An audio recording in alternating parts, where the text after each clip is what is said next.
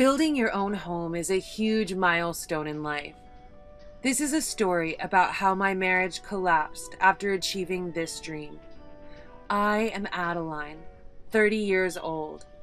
My family includes my 35-year-old husband, Yuri, and our 3-year-old daughter, Sarah. We are going to build a house of our dreams.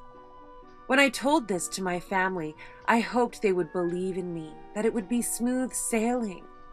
But that was not the case. That's how it works with other people, maybe, but not me. I have been having endless problems lately with getting the house built, and my in-laws keep getting in the way. It all started to fall apart one day when I left my daughter at my in-laws' house. Yuri and I are always working and barely have any time together during the week. We spend most of our times on the weekend touring properties and consulting with home designers. When we took our daughter with us, she would get bored and become restless, so we always left her with my parents, who lived nearby. One morning, however, they informed me that they could not take care of Sarah because my father was not feeling well and had to go to the hospital. No choice, I thought. We have to cancel our plans for the day.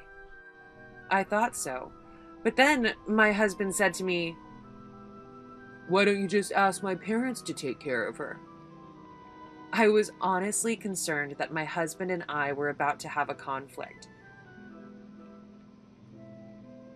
To be honest, I don't get along well with my in-laws.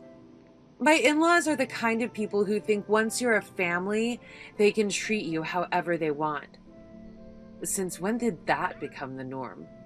Besides, I didn't want to impose on them taking care of a 3-year-old child with barely any notice. But if I put off my plans for a day, then progress on the house would be delayed. After much deliberation, I decided to leave my daughter with my in-laws. As soon as I finished my errands, I bought some expensive sweets and souvenirs and headed straight for my in-laws' house. Perhaps because I came bearing gifts, my in-laws were in good spirits and accepted my gifts. We thanked them politely and left, but on the way home, I heard my daughter talking. "I'm going to buy a new house." Then she asked, "Where will Grandma and Grandpa's rooms be in the new house?" Uh-oh. "Sarah, what are you talking about? Did Grandma and Grandpa ask you where their rooms were? And what did you say?" "I don't know." My daughter looked down at the stuffed penguin she held in her arms like she didn't want to talk anymore. I told her, "Honey, Grandma and Grandpa aren't coming to live with our family." Maybe Grandma and Grandpa were wondering if we had a room that they could stay in when they came to our house. That must have been the case. She must have gotten confused. Ever since that day, my in-laws began coming to visit more often, even on weeknights and holidays if we were home. My family is currently in a small, old apartment in order to save money to buy a house. Whenever my in-laws drop by, they settle down in the dining room or on the sofa and ask to see the documents of the house that we're building. And before I can stop them, my husband happily pulls out the documents and all the plans and starts explaining them to my in-laws. Why do you have to show them every time they ask? He looked at me in a way that made me feel bad. But then my mother-in-law would keep asking me questions. It was like an interrogation, except it wasn't my husband enduring the crossfire of questions. It was me. My mother-in-law, like the judge shouting out at me on the stand. "This drawing shows the location of the kitchen, but it's not very convenient here. Please change it. There are not enough Japanese-style rooms, so please make more. Everyone feels at home in a Japanese-style room when they get older. Besides, One child's room is not enough if you should have another child. What on earth do you think about the declining birth rate? Well, not that last part. Of course, she didn't give a damn about the declining birth rate. She was waiting for my response. Adeline, well, based on the conversations we've already had as a couple, we've already laid down the foundation work with our contractor based on our family's needs. Please understand that it is already too late to change the layout, I replied, somewhat angrily. Then what about the furniture? What about appliances? She asked me in depth. My mother-in-law is a self-proclaimed interior designer. I have many friends, and I have visited many houses and looked at many rooms. With my discerning eye, I can easily tell which rooms are comfortable and which are furnished with good taste. This house, this room is not good at all. Luck is running away, and even work is not going well. It's a disaster. How can you call yourself a professional? You're just a fly buzzing around where you don't belong. My mother-in-law was being so nosy that I jokingly said to her, then shall we make it a 2-family house and split the cost 50-50 since you have so much input? But that infuriated her. You want me to give money to our son and daughter-in-law? You're a gold digger. A 2-family house. Ha! I've never heard such a thing. That day, my in-laws left early. Go home. Go home. You are not my parents. You are my in-laws, and I don't owe you anything. You act more like my boss than my in-laws. Later that night, after putting our daughter to bed, my husband spoke to me in an exasperated tone. My parents are trying to advise the best they can, so don't be too cold to them. I don't mean to be cold, but they interfere in every detail about our house. They always try to corner us. They think we're their puppets and make fun of us. It's normal. They're our parents. You are a parent. Think of how you would feel if it were your daughter. You are a woman who doesn't always show compassion. You need to cool down and think about what you're doing. My husband turned his back on me and would not open his mouth again. Of course they're parents. Your parents. But just because they're your parents doesn't make them a part of our family. It's not like we receive any financial support from them. They don't help us pay the bills, so they don't get an opinion. My husband told me to cool down, but instead of cooling down, I was so angry at his unreasonable attitude that I could hardly sleep that night. Soon after that, the house was finally completed. My family was very excited when we moved in and started living in our new house. But my husband came to me and said, my parents are moving in with us today, so there should be no problem that they occupy the larger room on the 2nd floor and we can take the smaller one. Wait a minute. What the hell are you talking about? We agreed that one of the rooms on the 2nd floor would be Sarah's. I didn't hear anything about living together. I didn't hear anything about any of this. Besides, your mother might not even like that room. She will. I've already shown them the room, so don't worry. I've already shown them, so don't worry. Your parents saw the room? When? The day before we went to see the house. Wait a minute, let me get this straight. Your parents came to see the house before we did? That's right. They said they wanted to see the house, so I lent them my key. It's okay to look at it. It doesn't hurt anything. My husband said in a tedious manner, as if the conversation was over, and returned to wiring the TV set he was in the middle of installing. It doesn't hurt anything? Oh, yes, it does, and big time, too. I didn't want to see my husband's face, so I left the kitchen unpacked and went upstairs. I closed the door and locked it. I needed to clear my head, which had become a mess of confusion and anger. I was really glad that I had left Sarah at daycare because I had to clean up so much moving stuff.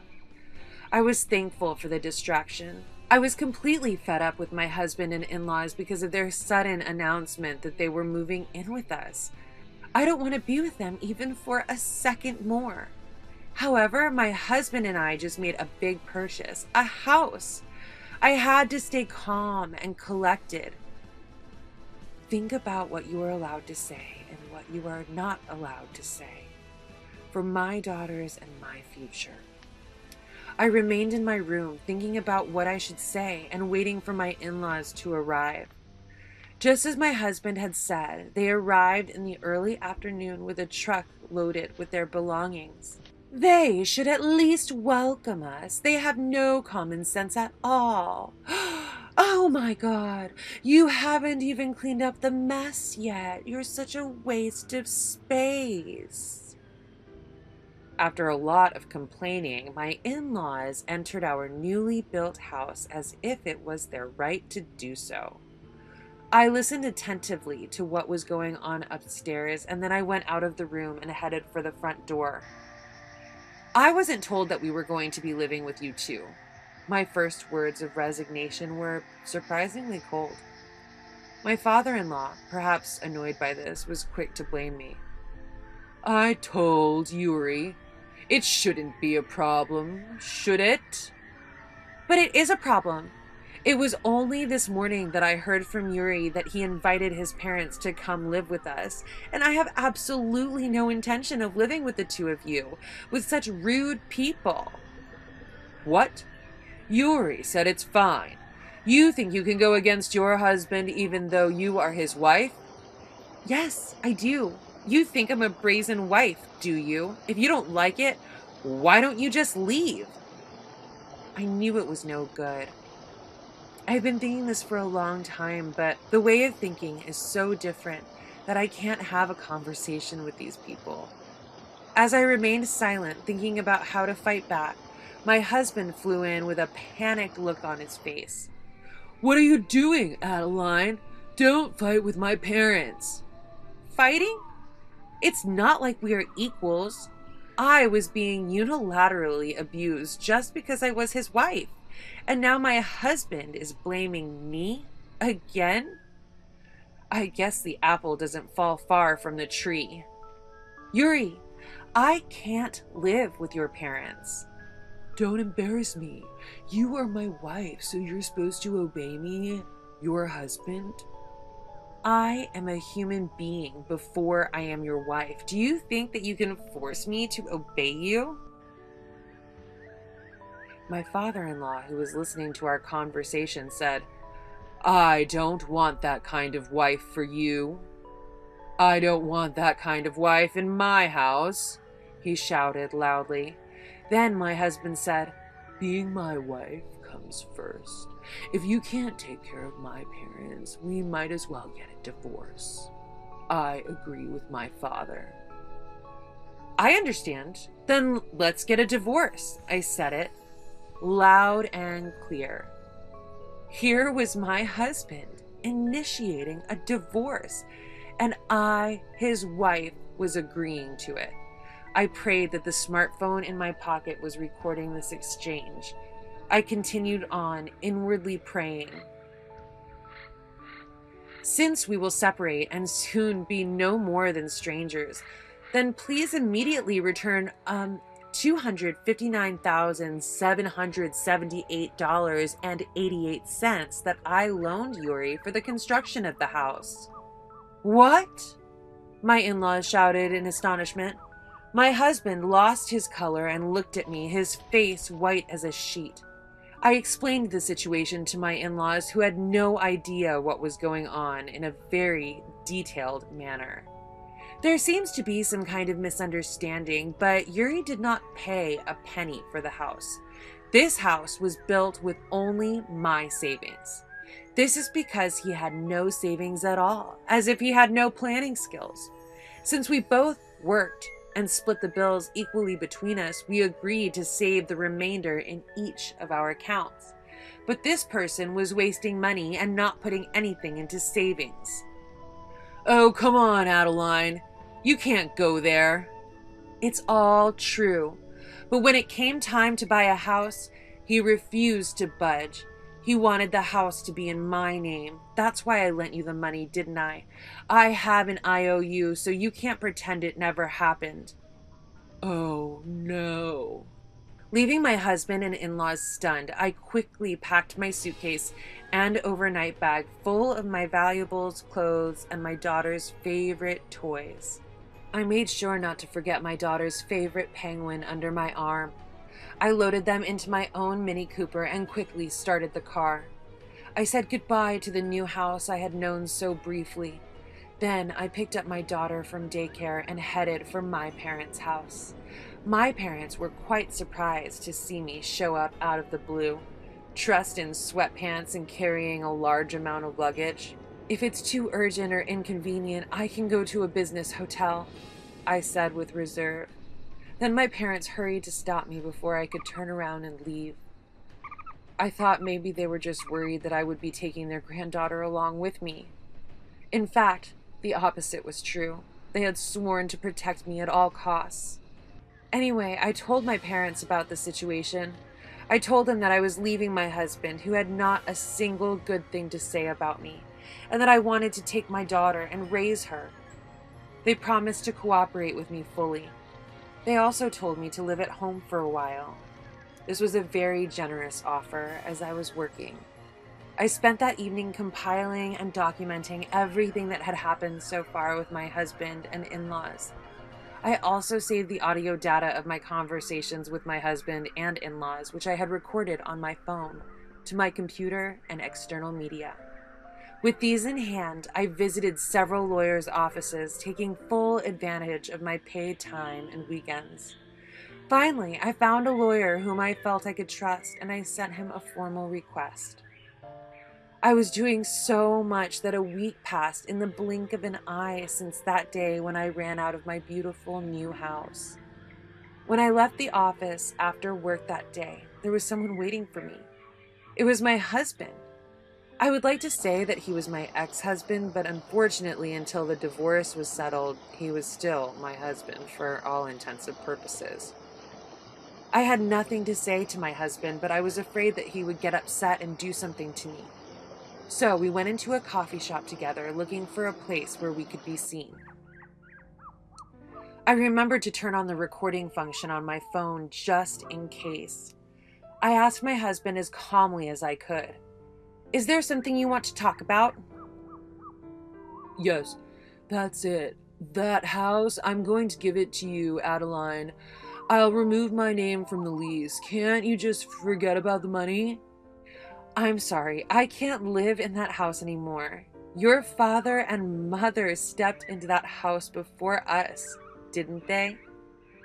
"What do you care about such details?" "It does matter to me, so I can't." With that, I took a sip of coffee and took a hard look at my soon-to-be ex-husband. His hair was a mess, with a few strands sticking out.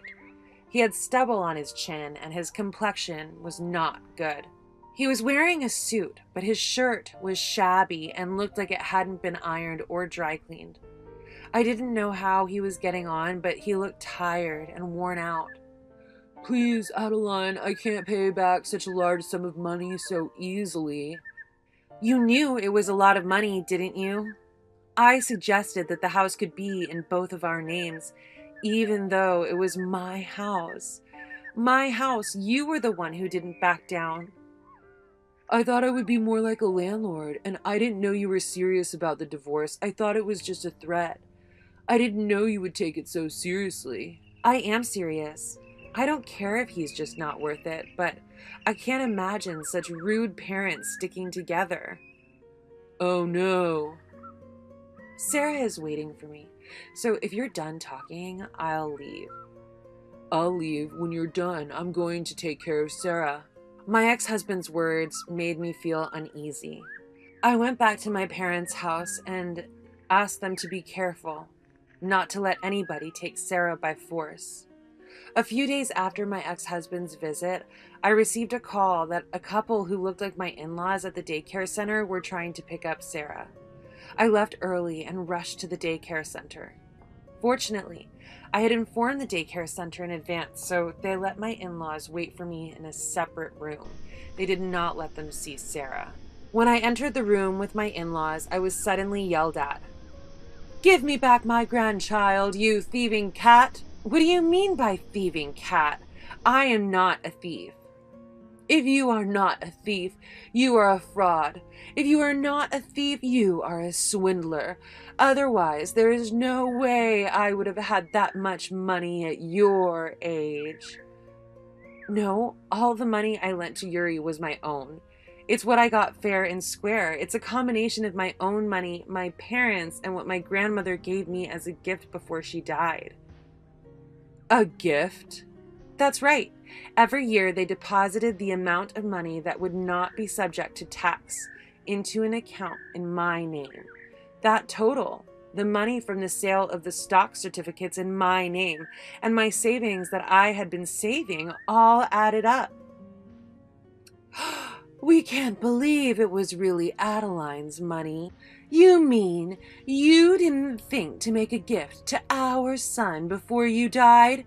You can do it now, can't you?"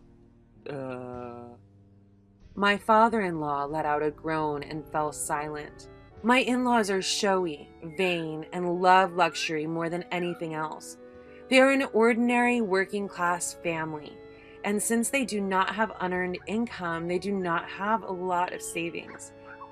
It is obvious that he would never have thought of making a gift during his lifetime. I am sorry, but Yuri and I are getting a divorce. I will take Sarah in and raise her myself. Please don't come to the daycare center anymore, as it will be a nuisance. After saying this, I put Sarah in the car and quickly returned to my parents' house. Despite my warnings, Yuri and his parents continued to visit several times after that. Each time I tried to talk to them as calmly as possible to turn them away, but it was not uncommon for them to grab my arm or verbally abuse me. All of this was recorded on my phone.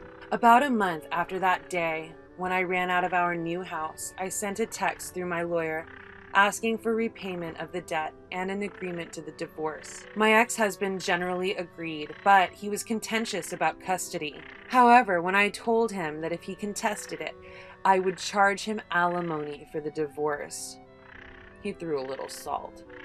He became much more calm. After all that, I have a lot of evidence. And they have no savings to pay. It took some time, but I won repayment of the money owed to me by my ex-husband and custody of Sarah, a successful divorce. It took longer than I expected for him to pay it off, though. This is because the sale of our new house did not go as smoothly as I had hoped. At first, I thought Yuri and my in-laws were going to live in the new house, the three of them, but they did not. The reason is simple. Neither my parents-in-law nor my husband could afford the $260,000 that it would cost to purchase the house.